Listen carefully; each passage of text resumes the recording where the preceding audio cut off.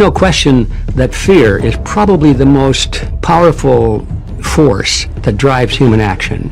And it overrides any rational thought. If you think you're going to die, nothing else matters. You're focused totally on how you can survive.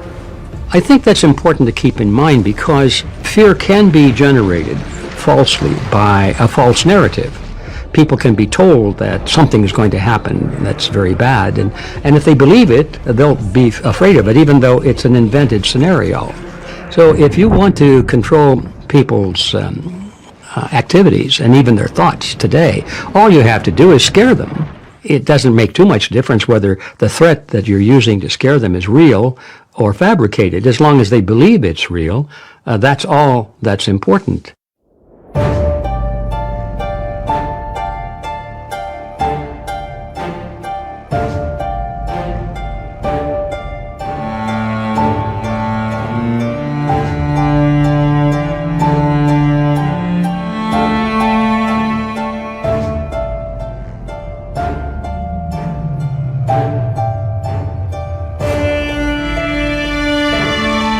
Overwhelmed with patients who keep coming. Ambulances lining up for up to 6 hours to offload patients in Jackson, Mississippi, and up to 8 hours in Memphis and Los Angeles. Boris Johnson's chief scientific advisor said that UK hospital wards resemble a war zone. It's what we call a disaster situation. Doctors call it a COVID war zone. People will die in the hallways of our hospitals.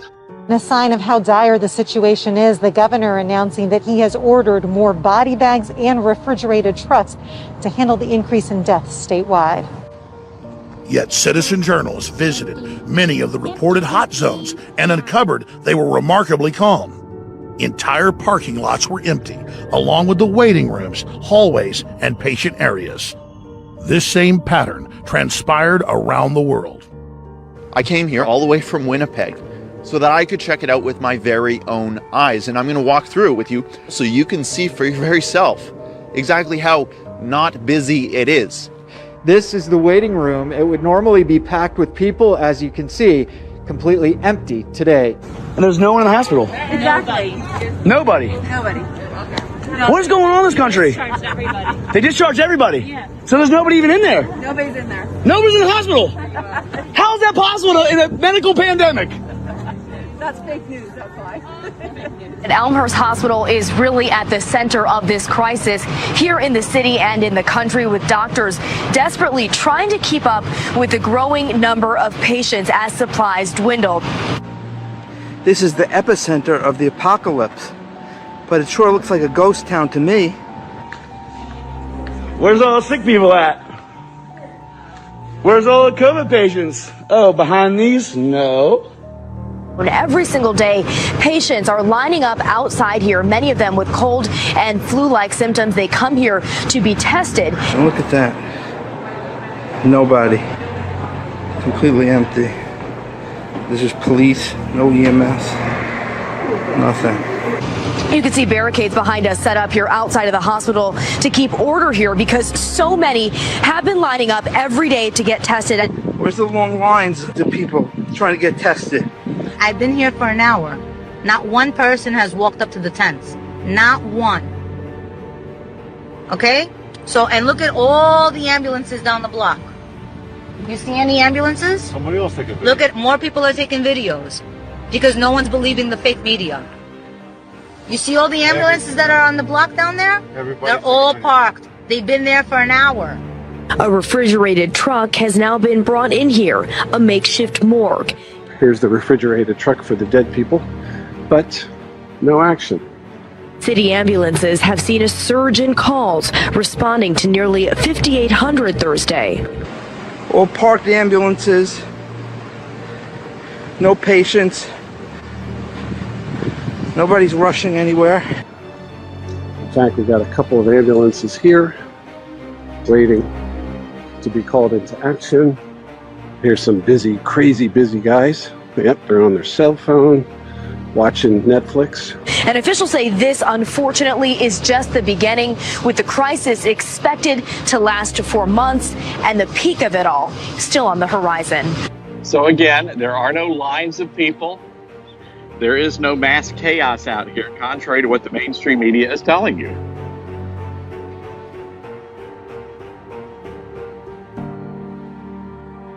Meanwhile, the disturbing trend of hospital dance videos went viral online, with healthcare workers in full PPE performing choreographed dance routines.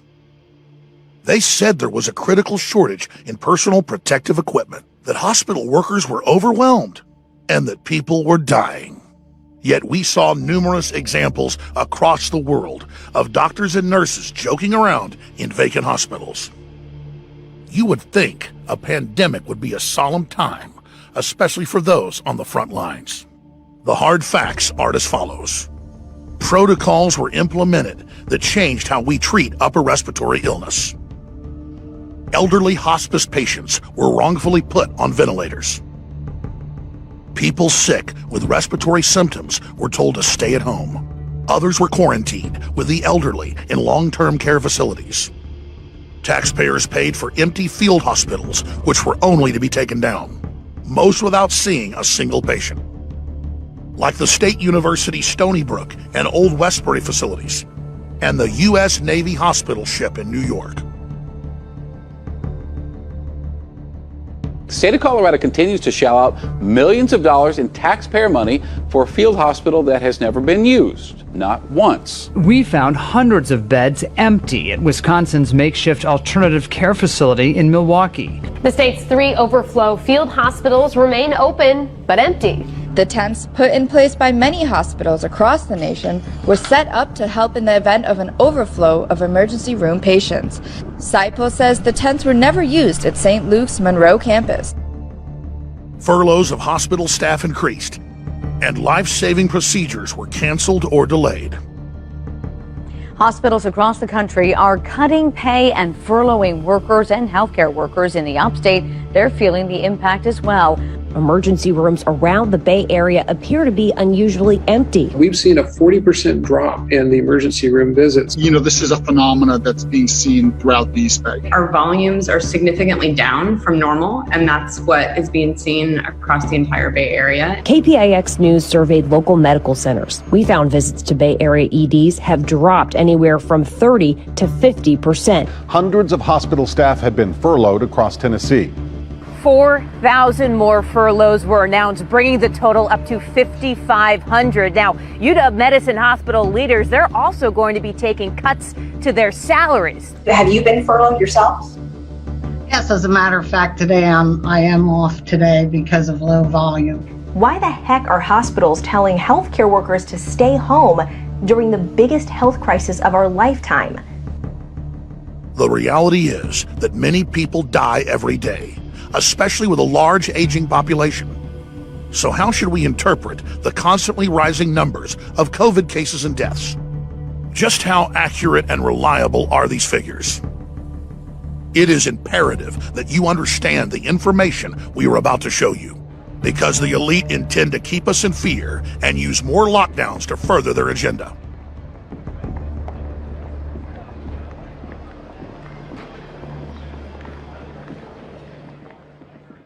We start out with Tony Fauci right around mid-February, I think it was like February 17th, saying that this virus, coronavirus that we're seeing in Wuhan, China, is going to have minimal effect on the United States of America.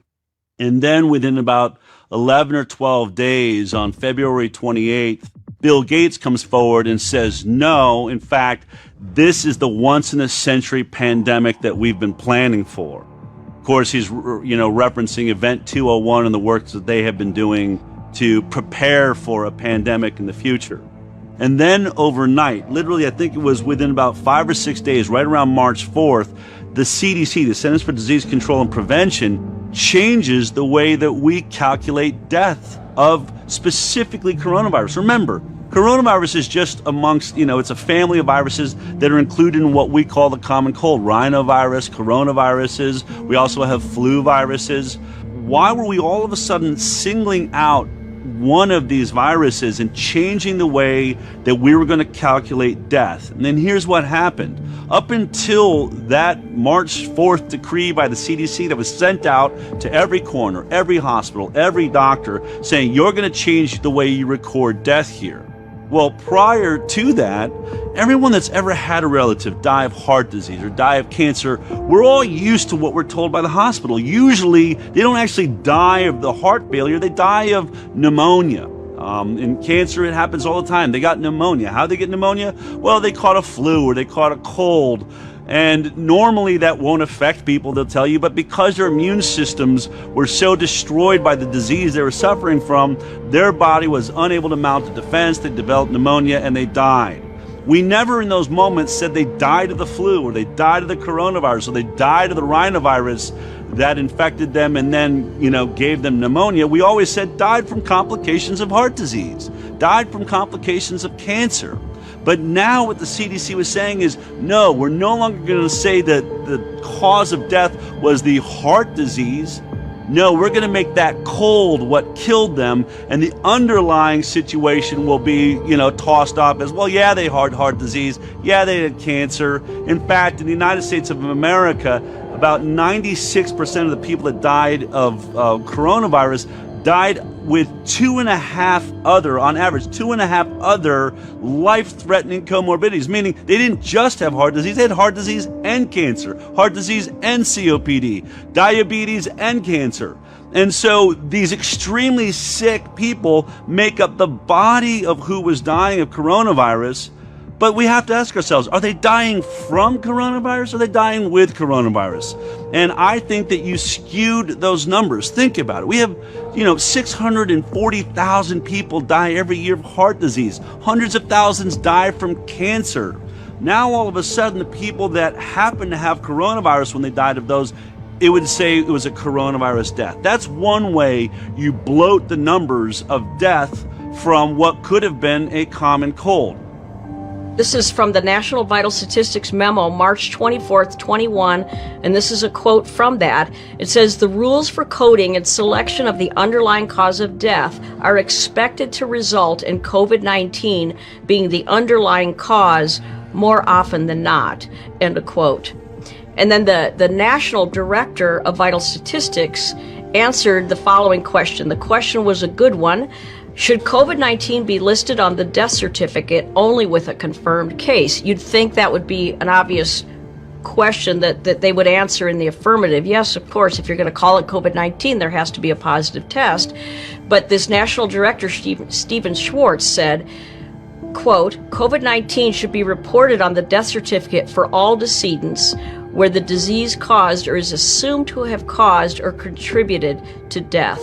So he's telling us there, March 24th, when at that time there were, very few even cases or deaths in the United States, and he's telling us to skew it that direction. If I have a patient died a month ago, had fever, cough, and died after 3 days, and maybe had been an elderly, fragile individual, and there happened to be an influenza epidemic around our community, I wouldn't put influenza on the death certificate, and I've never been encouraged to do so. I would put probably respiratory arrest would be the top line, and the underlying cause of disease would be pneumonia, and in the contributing factors, I might well put emphysema or congestive heart failure. But I would never put influenza down as the underlying cause of death, and yet that's what we're being asked to do here. You're saying there is a massive pressure to artificially inflate the number of COVID-19 cases. Yeah, I have directly been told to, if a patient has fever and cough or anything similar, to put this COVID-like diagnosis on the chart. So it's really important to understand that for the first time in U.S. history, that they are coaching doctors on how to fill out death certificates. I've been a doctor over 30 years, and I've never had them try to coach me or skew me toward a particular diagnosis, never. When this first became public, one of the first times I saw it challenged was a press briefing, and somebody in the audience, a journalist who actually seemed to have some curiosity, said something to the effect of, can you talk about your concerns about deaths being misreported? So I think in this country, we've taken a very liberal approach to mortality. There are other countries that if you had a pre-existing condition And let's say the virus caused you to go to the ICU and then have a heart or kidney problem. Some countries are recording that as a heart issue or a kidney issue and not a COVID-19 death. Right now, we're still recording it, and the great thing about having forms that come in and a form that has the ability to mark it as COVID-19 infection, the intent is right now that if someone dies with COVID-19, we are counting that as a COVID-19 death. Can you be sure? I mean, you hear from coroners that that's not necessarily the case. Are you sure? How can you be confident about that? And is there any concern that it skews the data that you're trying to collect in terms of projections and things like that? I think there's so much focus now on coronavirus. I can't imagine if someone comes in with coronavirus, goes to an ICU, and they have an underlying heart condition and they die, they're going to say cause of death, heart attack. I cannot see that happening. So I don't think it's going to be a problem. And sure enough, what happened is we saw many, many situations in which that occurred. And sometimes they became public because family members would challenge the death. There was one in Florida, for example, where a nurse died, and it was during the height of the pandemic. And so, of course, the party line was that, of course, she died of COVID, but later her family became furious. Apparently she had kidney disease or something, and that's what killed her. And they absolutely insisted on setting the record straight. Another one, and this, I try to insert some humor in this once in a while so you just don't go crazy, but in Washington State, it turned out that there were a lot of inflated deaths. And one journalist asked Governor Inslee if deaths were inflated. And he said, oh no, that's nothing but a conspiracy theory from the planet of Pluto. I'm not kidding, that's what he said. The problem is you got some people out there who are fanning these conspiracy claims from the planet Pluto. And it's just disgusting what they're trying to say of all these crazy state malarkey. Well, later on, when the records were made public, it was not a conspiracy theory from the planet of Pluto, actually. There were inflated deaths. They were even taking gunshot wounds and categorizing them as COVID deaths. It's the first time Coroner Brenda Bach has felt so frustrated by a cause of death. These two people had tested positive for COVID, but that's not what killed them. The gunshot wound is what killed them. We had a case in January here where we had someone die. The cause of death was due to an accidental drug overdose. The decedent had tested positive for COVID. As soon as that death came across to the state, they went ahead and classified it and put a statistic as a COVID death. To the family, their dad died from advanced cancer. In fact, Avamir considered Fred recovered from COVID. But a few days after his death, Lincoln County Public Health reported him as their 9th COVID death. They now have 10 deaths. I mean, that's not what he died from. He died from colon cancer, not the COVID. And places are listing loved ones as COVID deaths, and they're labeling that, and it's just not true. So if a person died in a car accident, from alcohol poisoning, or a gunshot wound, and had COVID, would that be considered a COVID death? Well, according to the OHA, the short answer, yes. I could give lots of examples like that, but the strange and unusual way in which the deaths were determined on the death certificates definitely inflated deaths. And the difference between dying from and with a COVID, we'll probably spend the rest of our days figuring out which was which. The case definition is very simplistic. It means at the time of death, it was a COVID positive diagnosis. So that means that if you were in hospice and had already been given, a few weeks to live, and then you also were found to have COVID, that would be counted as a COVID death. It means technically, even if you died of a clear alternate cause, but you had COVID at the same time, it's still listed as a COVID death. So everyone who's listed as a COVID death doesn't mean that that was the cause of the death, but they had COVID at the time of death. The determination of the cause of death is a big deal. It has impact on estate planning. It has impact on future generations. And the idea that we're going to allow people to massage and sort of game the numbers is a real issue, because we're going to undermine the trust. And right now, as we see politicians doing things that aren't necessarily motivated on fact and science, the public's their trust in politicians is already wearing thin. There was a report in Orlando a week or so ago where you had someone in a motorcycle accident died, unfortunately, but that was categorized as a COVID death just because the person had previously tested positive. And so, I think the public, when they see the fatality figures, they want to know who died because they caught COVID. If you're just in a car accident, and we've had other instances in which it just was no real relationship that has been counted. So we want to look at that and see, how pervasive that issue is as well. Why would New York City want to inflate a death toll? I mean, that doesn't make a lot of sense. It's bad enough as it is. It's painful enough as it is. Why would you want to inflate a death toll?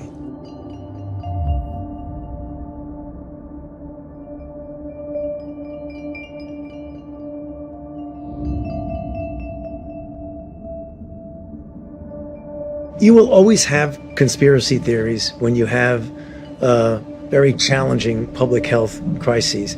They are nothing but distractions. I can assure you, we have so much to do to protect the health and the welfare of the American people that I would just hope we just put those conspiracy stuff and let somebody write a book about it later on, but not now. One of the big things the corporate media does to deceive the public is say, oh, there's all these crazies that don't believe a virus even exists. And they're saying nobody's dying. That's not what we're saying. We're saying that most of the deaths that are attributed to COVID were flu, were pneumonia, were car wrecks, were gunshot wounds, were people that drowned, people that had heart attacks. And that's admitted. When you actually read the guidelines of the CDC, and of the other national health services around the world who all get their orders from Big Pharma and the UN, they admit that they count basically all other deaths as COVID. And so if someone comes in with a gunshot wound, if someone comes in who's been in a fire, they test them for COVID to see, quote, if they're safe or not. And the machine, 94% of the time on average, says that they're positive for COVID. So then if they die of the gunshot wound, or if they die from the fire they were in, or if they die from the pneumonia they have, it's marked as COVID. And it's been incentivized in the US, in Europe, in Australia, in the UK, in Canada, that massive amounts of money are paid to hospitals and clinics and nursing homes if they're keeping COVID patients, thus incentivizing it again. And they tried to have the fake fact checkers funded by Bill Gates again with NewsGuard come out and say, oh, there's no money given to hospitals or nursing homes that have COVID patients. But even USA Today had to admit that the claim that they're paid extra for COVID patients is true. On average, $53,000 more for a COVID patient. There are so many financial incentives that go along with diagnosing COVID-19. In March 2020, there was the multi-trillion-dollar COVID relief fund, CARES Act 2020. And in that, multi-trillion-dollar COVID, relief package, $175 billion went to hospitals and doctors. And that doesn't include the additional 20% reimbursement for a hospitalization that they can say was related to COVID-19. Right now, Medicare has determined that if you have a COVID-19 admission to the hospital, you'll get paid $13,000. If that COVID-19 patient goes on a ventilator, you get $39,000, 3 times as much. Nobody can tell me after 35 years in the world of medicine that sometimes those kinds of things impact on what we do. Some physicians really have a bent towards public health, and they will put down influenza or whatever because that's their preference. I try to stay very specific, very precise. If I know I've got pneumonia, that's what's going on, the death certificate. I'm not going to add stuff just because it's convenient. So a lot of manipulation was done to make it appear that a lot of people died of COVID. And I believe the CDC still has this on their website. But if they don't, we have screenshots of everything because we assumed everything would sooner or later get taken down. But in August of 2020, on their website, they basically said that of all the deaths that had been attributed to COVID, only 6% of them were actually due to COVID alone. Only about 6% of the coronavirus deaths were actually from coronavirus. The other 94% of people that had died to that point had other comorbidities. And so there was no autopsies performed to determine if they died from their lung cancer or if they died from coronavirus. If they died with coronavirus with a positive test or with symptoms, even with a negative test, they were lumped into this group of coronavirus deaths. We've never done that before with any disease. 94% of the people who die from COVID are people with comorbidities or other underlying conditions. 94%. Here's what else they did. Every year prior to COVID-19, if you had trouble breathing, if you had a rhinovirus or a flu virus, you're having an upper respiratory condition, when you went to a hospital, what's the first thing they do? They put you on oxygen. Say, you know what, it looks like your oxygen levels are dropping, you're having some difficulty breathing. First thing we're going to do is give you some oxygen. Great idea, except that with this coronavirus, they denied you oxygen. It's the first time we've seen anything like it in history. Why? They had an excuse for it. They said, well, because this coronavirus is so deadly, we can't risk giving you oxygen, which would aerosolize the virus and spread it through the hospital. Therefore, we can only put you in an ICU bed. You can't be in any other bed. And you've got to, if you take up that bed, you've got to be put on a ventilator. So until you need a ventilator, there's really nothing we can do for you. And so what we ended up doing was forcing people to crash. Instead of giving them the most obvious treatment right up front, which would be oxygen and maybe vitamin D and perhaps a steroid to deal with the infection in their lungs, we denied them everything until their oxygen level dropped so low that then we drugged them and put them into a coma so that we could put them on a ventilator. And we know now, looking back, that ventilators killed 9 out of 10 people that were put on them due to coronavirus. We murdered people. Mechanical ventilators are sophisticated and require training to ensure positive outcomes and limit harm. Improper settings, failure to monitor the patient, and not communicating changes amongst the medical team can result in poor patient outcomes, including death. The outcome for a patient who has to be ventilated if they have COVID-19 is horrific. Chinese researchers studying critically ill patients on ventilators in Wuhan found in a group of 32, only 1 person survived. Another study from Wuhan suggests about 20% of patients on ventilators recover. Due to the inherent risk of mechanical ventilation, it is paramount that all personnel involved in the care of patients follow strict safety protocols. But that is not what happened. You have doctors telling them that they have a choice, like they could likely die from this, or they can be saved by, getting a tube and that will help them breathe. We can give you a little help breathing. And that's it. Then they get the sedation and they go to sleep, and that's it. They don't wake up. And I know you're doubting because you want to believe that you did everything that you could to get us through this thing. And it's okay to be angry, and it's okay to be frustrated. But the biggest thing that you can do is just look for the research. Look for the science, turn off the news, turn off the social media, and actually read on some things. And you're going to start to realize that we could have done this a lot differently. And we probably would be a whole heck of a lot farther ahead if we would have. Everybody that's watching right now, the fall down 7, get up 8. Don't you ever quit. Don't you ever lose hope. This is not over by any stretch of the imagination. Don't let yourself think for 1 minute that the enemies of freedom have won. Generations before us have had to go through serious attacks against their liberties, and they stood up and they prevailed. We are at that juncture in our history, in our generation right now. This is not over. It is a fight that we can win, and I believe with all of my heart, it is a fight we will win. We have the power. We have the mass of people. We can stop this if we're willing. Throughout this last year in America, we have seen the only places where people were not caught up and repressed with this tyranny are places where we had local officials who stood up for them. You need to start working right now with the people in your community. You need to start making connections with other individuals in your community to make sure that if they're going to set up a system where you're not going to be able to move, where you're not going to be able to have a job, where you're not going to be able to go to the grocery store to buy food, that you can grow your own food in cooperation with others. So you need to start setting up local co-ops where you're going to be able to barter and to work with other people. You need to start rebuilding your society, quite frankly, from the bottom up. So much of our society has been destroyed in so many different ways that I think this is going to be the basis on which we're going to rebuild our society. Local communities, local neighborhoods, local churches. As you start to get to know other people, it's the exact opposite. It is as counter as you can be with what they want to impose on us. What do they want to do? They want to isolate us individually. They want each of us physically separated from everybody else. They want each of us connected. If we make any connections to any other humans, we have to connect through their internet system or through their technology.